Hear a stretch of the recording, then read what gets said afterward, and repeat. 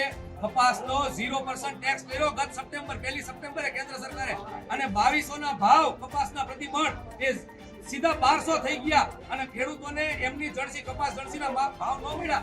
એ પરિસ્થિતિ હવે ખેડૂત દેશવ્યાપી ખેડૂતોની બધી જણસી માટે એ પરિસ્થિતિ ઊભી થવાની જઈ રહી છે. આ દેશના વડાપ્રધાન જ્યારે હંમેશા મન કી બાત કરતા હોય, સબકા સાથ સબકા વિકાસની વાત કરતા હોય, 2022માં ખેડૂતોની આવકની ડબલ વાત કરતા હોય, ત્યારે આ 18% ટેક્સ લગાવી અને સંસદ સભામાં પણ આજે વડાપ્રધાન મિત્રો આ ટેરિફ બારામાં એક શબ્દ પણ બોલવા તૈયાર નથી. જ્યારે ઓપરેશન સિંદૂર હોય, આ ટ્રેડ ડીલની વાત ડોનાલ્ડ ટ્રમ્પ જાહેર કરતા હોય, તો આપણા દેશના વડાપ્રધાન કેમ ચૂપ છે?